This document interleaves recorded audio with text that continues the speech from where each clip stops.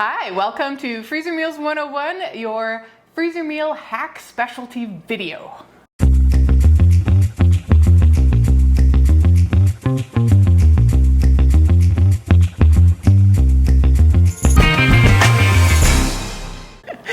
Today we're going to be sharing with you some little tricks that can make a big difference, especially when it comes to saving time and getting those meals in your freezer and on the table a whole lot faster. It's totally true, and we are experts at it. And I will say, when we started making meals together 10, 12 years ago, we were very slow. We were very slow, and it were long days. And when we do mega sessions where we're making over 100 meals in a day or two, it is like long days, 10-hour days, and we would go home and our hips would be sore and our legs would be sore and we would just be achy and come back the next day and start all over again until we finished. We got faster and faster and faster. And it was through figuring out these little things. And there's more than we could put in one video. So we'll be linking something at the end that can help show you those things in action and help show you how much faster we are now for the mega sessions. Right. But we do want to give you some tips here that can really, really help make it so that you can get these meals done, and so this feels less overwhelming for you. The first tip is something that you've probably heard us say before, and that is that if you're gonna make one of this recipe, you might as well make two or heck four. Absolutely.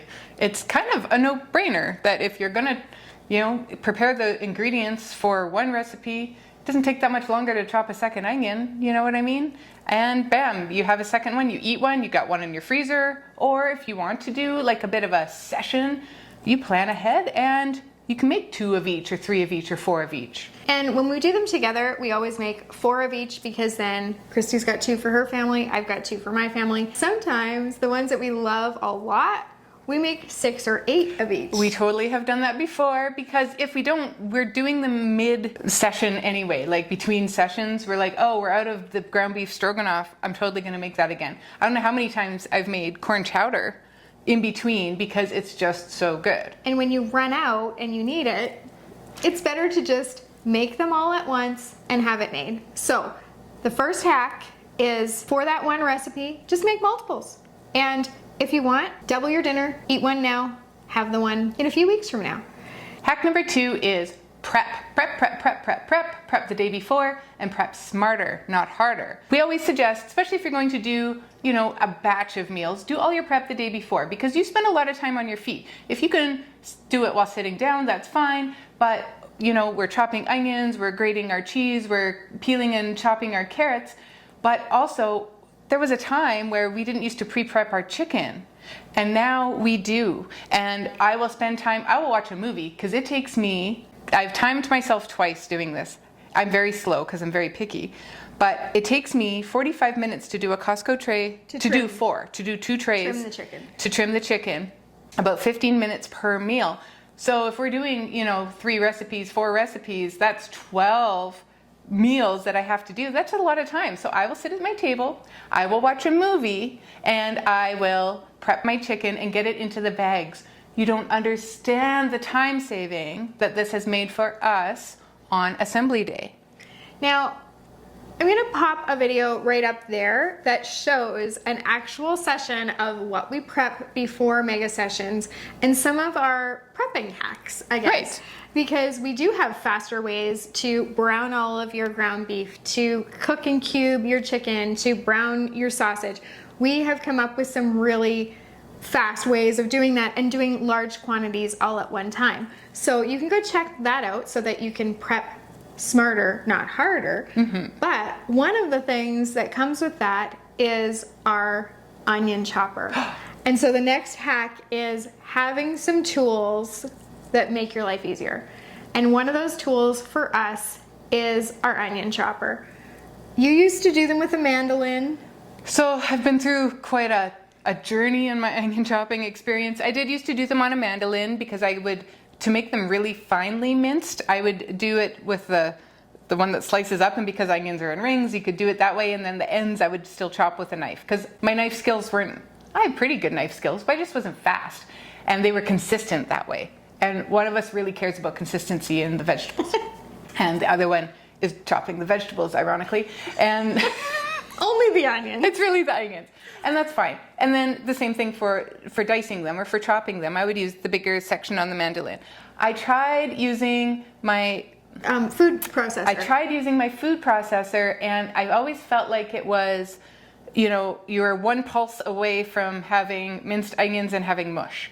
So I never, and then there'd still be a chunk in there. So I didn't find it was consistent enough. So maybe I care about consistent chop as well. And really, the onion chopper was the answer to my prayers. I saw it in like a YouTube video one day, imagine that, and I'm like, I need that. And that is what I got. And it has made a world of difference. Because we can do also the peppers in Yes. it. And again, they're nice, consistently, evenly chopped. When we're talking about prepping onions for a mega session, we're talking about, you know, somewhere in the range of 30 to 45 onions. So if you're going to chop one onion, you might not need to grab yourself an onion chopper. But if you're doing a whole bunch of onions at one time, then definitely you're going to want to invest in these. The other gadgets, and we don't recommend a whole lot of gadgets, but the other things we would recommend are the gel floor mats for standing on. I'm embarrassed how long it took us to realize that we should do this. It really helps. It doesn't just help your feet, it helps your back and your hips and all the things that Christy was talking about before, getting sore. Yeah. Those mats really take that away. And so we got two. The ones that I got come in a pack of 2. You can find the ones we have in our Amazon store, and the link for that is down below. You can also find the onion chopper there, and you'll find the next thing, which is the electric can opener. And I think I'm not exaggerating when I say that us discovering the electric can opener revolutionized our freezer meals. It did. Especially, we've also morphed the way we make freezer meals. We used to be very can heavy, and some Yes. of our recipes still are. There are still a lot of cans we have to open, especially if you're making chili or, you know, Red sauce, red orange sauce. powder. But let me tell you, standing there and doing this after your 5th can or 10th can, because you're making 4 of each, to stand there and do this was, Yes. you know, and I can't even say it's a whole lot faster. It is a little bit faster, but it's just less wear and tear. It's easier on your wrists, on your arms, On your thumbs.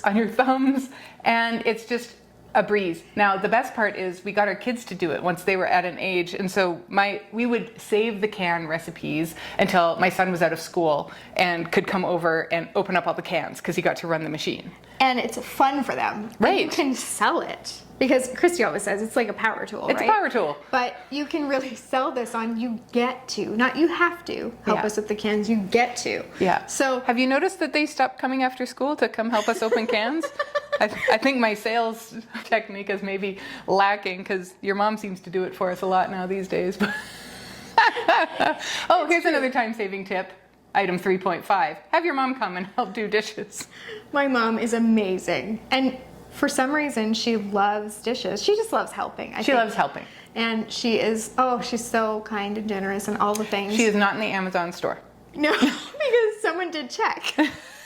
That's right, in our Facebook group. If you are not a member of our Facebook group, you should join. It's a lovely place, but somebody did say, hey, I noticed your mom wasn't in your Amazon store. Couldn't put her in my cart. No. That is tip 3.8 is join our Facebook group.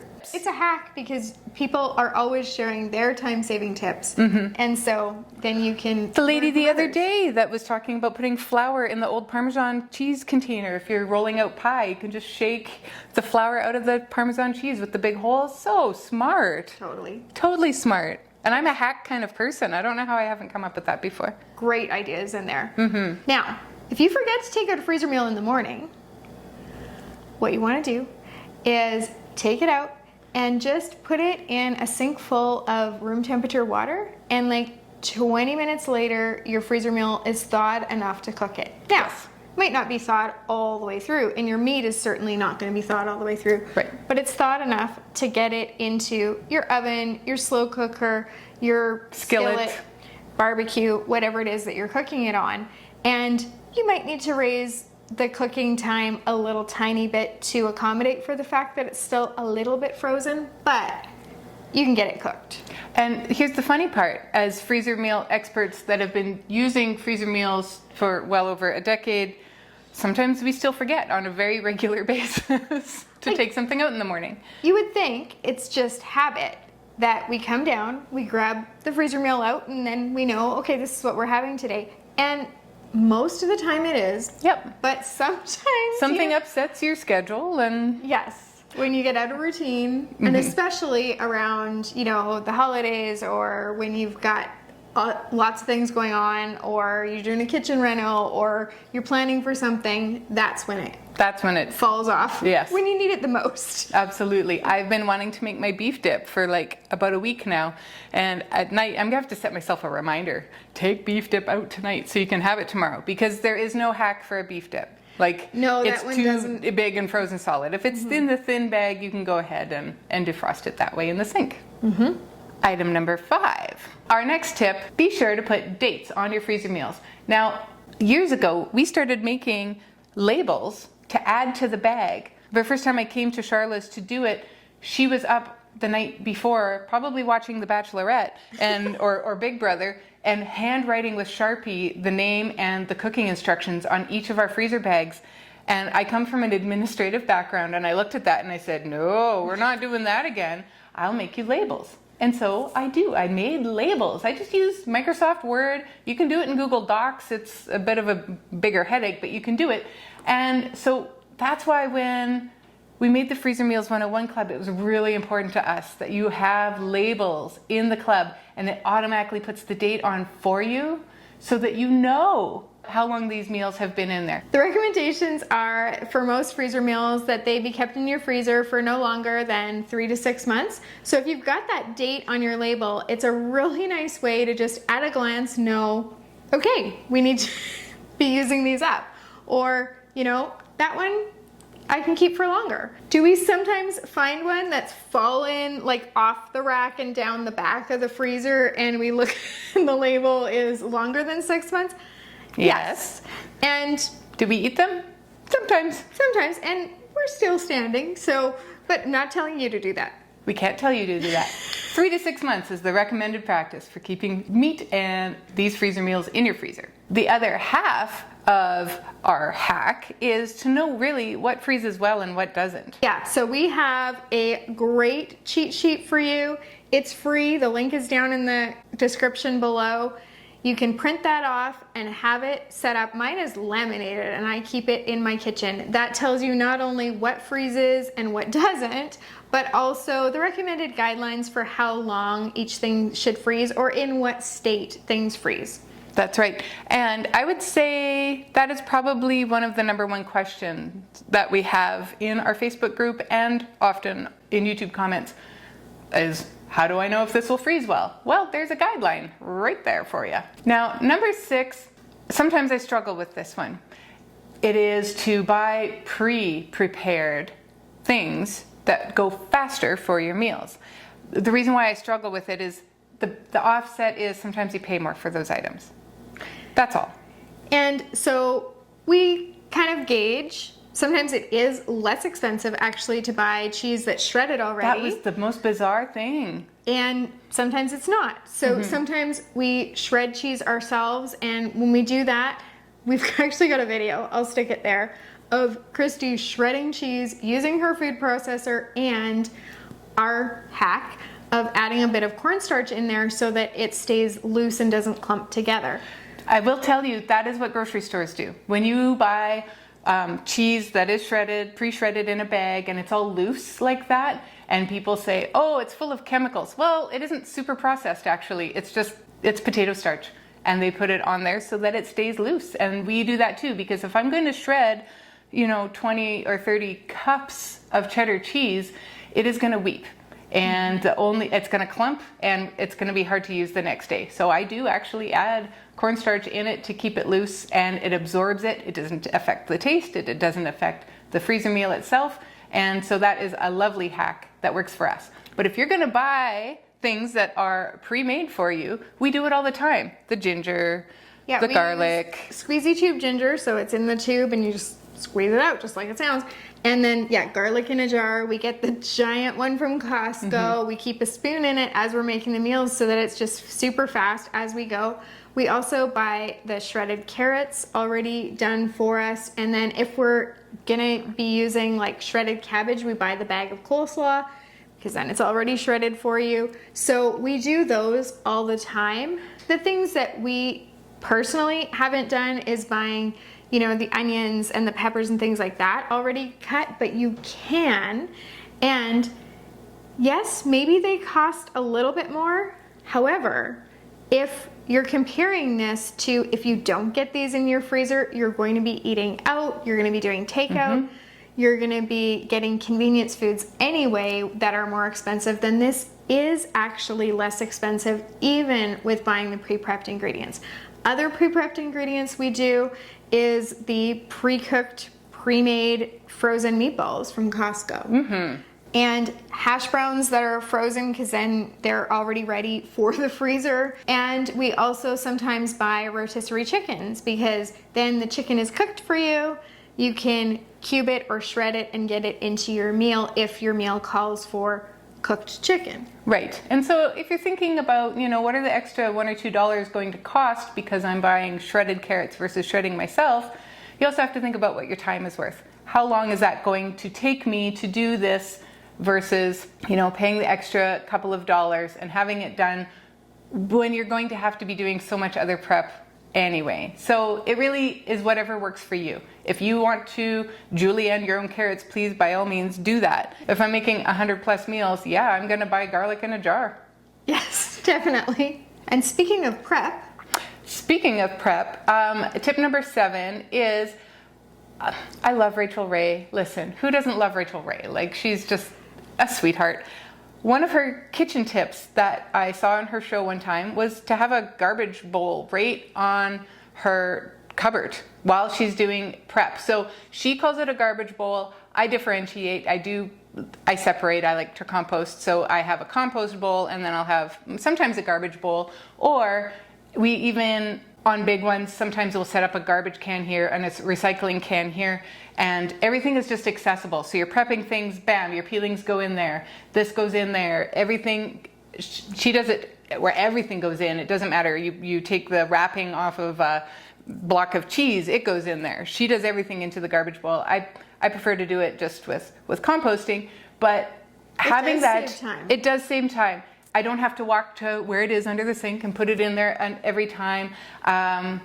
It really is that much faster. And then cleanup, you're staying cleaner as you're prepping. It is way faster.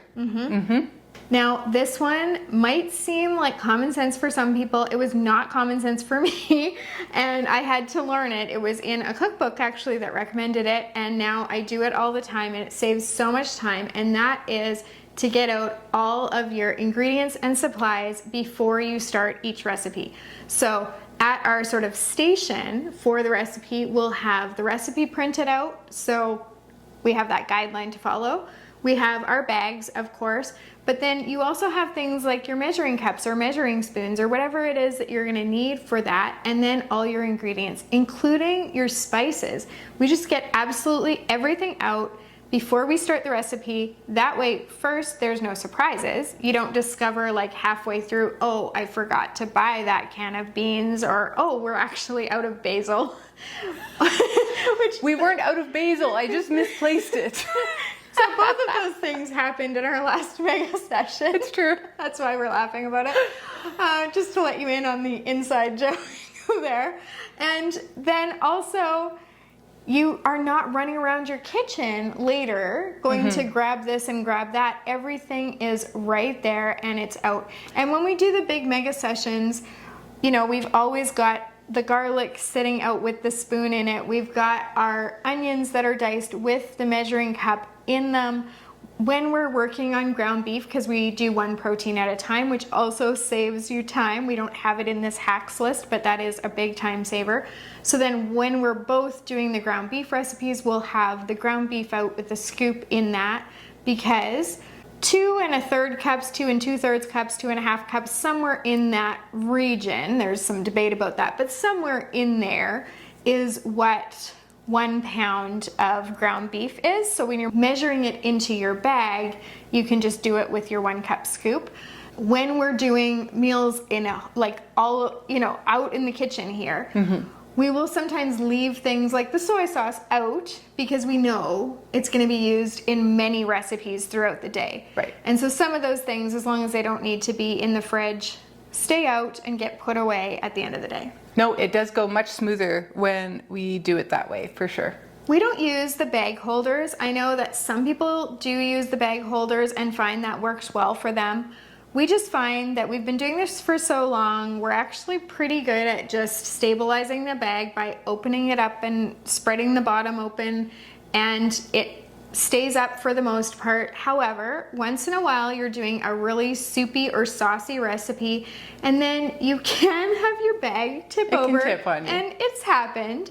So we either, help each other and hold it as we're adding those last ingredients, or we use a juice jug or a plastic container or glass container, and you stand your bag up in that container, or you fold your bag over the top of the juice jug. That way, especially when we're making something like corn chowder where it is really, really soupy and very liquidy, then you can just put everything in and your bag is steady and stays up, and you don't end up with spills all over your counter. That's right. And something I will mention about spills, they do happen. And if you end up with a spill, it is very, very important that you clean your bag on the outside to being completely dry, because then you're going to go and put this into your freezer. If there's any moisture on that bag at all, it will stick to the next one, and then your bags will stick together. That is another common question. How do you stop your bags from sticking together? It's really just making sure that they're very dry when we put them away. Some people like to put paper or newspaper or parchment paper in between, or cardboard even. We don't have to do that. We just make sure that they're really dry. Do some of them stick? Yeah, sure, but the other thing not a problem. That would cause your bags to stick together is having warm ingredients in the bag, because then it gets condensation. So all of our ingredients are cooled before we put them in the bags in the first place. And then, of course, they're dry on the outside, because even if you've got your spill, you're wiping that up. So we don't have the issue of our bags sticking together. Occasionally, like Christy said, it does happen. Do you know where I find it happens the most is with the shrimp, because we're already using frozen shrimp and we put it in and then the condensation happens and there's just no wiping it dry. Like it goes in and it's just going to continue to weep until it starts to freeze again. Yeah. But yeah, all of your stuff is cold because you've done your prep the day before. Absolutely. And it's been in your fridge overnight. Because you listened to hack number 2. That's right. The last hack is our favorite hack. It's the most important and the best. We want you to join the Freezer Meals 101 Club, because it makes everything easier. Having to sit and figure out all of your ingredients and using your tally marks and doing all of the math, honestly, it just saves you so much on the math. The accuracy is very good in the club. Because when you're going to plan out your freezer meals yourself, you're going to have to create your own shopping list. You're also going to have to create a prep list. How many onions need to be diced versus minced versus sliced? Do those peppers need to be sliced, cubed, or in large chunks? When you're in the Freezer Meals 101 Club, you create your own meal plan out of our tried and true recipes, and then with the click of a button, it generates your shopping list and your prep list. And you can change the serving size before you generate your shopping list. So if you have a larger family, you can accommodate for that. If you have a smaller family, you can accommodate for that. If you want to double a recipe or triple or quadruple a recipe, you just add it up and it will put it right into the ingredients list for you. Of course, one of the best features is you get the printable labels. So the labels have the cooking instructions. The date. And the date, which is so important to know. Not only will you not have to look up the recipe on the day you go to make it to figure out like what temperature I cook this at for how long, or what do I do now? Your kids, your spouse, your friend, your mom, your whatever, anyone can cook these for you. Somebody is like stopping by your house, you say, oh, by the way, Can you pop this in the oven for me? I have totally come and put freezer meals in the crock pot for you because Yes. you're like, we're coming home from the mountains, but we'll be there in time for supper, but we're starving. So I've totally done it. Another nice thing about having the labels is you can gift them. Yes, you know, it's my favorite thing. It is really my favorite thing. Your friend's husband is going through chemo and their house is absolutely bedlam at all times right now because things are crazy. Freezer meals, here. When was the last time you ate? Here, your teenagers can make this. Here, just make sure that you're eating. You just had a baby? Here. Mm-hmm. You broke moving? a leg? Here. Yeah. The freezer meals save the day. They do. And because there's right there, it's just a way that you can show love in an instant. Yes. And that's it. And these are our hacks. That isn't even all of them. No. It really It was isn't. really hard to get them down to 10, and then we've kind of added like the 3.5, the 3.8, and then I think... And you the added other half of this one. Yes. So we couldn't even condense it down to 10, but we have so many more. We're going to pop a video right there to our last mega session because in that you'll actually see some of these in action and see how we're able to use these to make 3 months of meals at a time. We don't recommend you necessarily start there, but start with doubling your dinner. Mm-hmm. And then not having to think about what to make one night next week. You will love the feeling and it's kind of addictive. It is kind of addictive. We start to like have heart palpitations when our freezer is getting low because we know that we're going to have to think about what to make for supper every day, like other peasants. I shouldn't say peasants. No, but It's funny though, every time. and we want that freedom for you. So hopefully this helps. And really, just get started. Just do it. Pick a recipe, double it, do it tonight. After you check on our cheat sheet, of course, to make sure it freezes right. Good tip. Yes. Okay, join our Facebook group, subscribe and like, and hit the bell so you get notified whenever we have a new video go up. Thanks for joining us today. Happy cooking.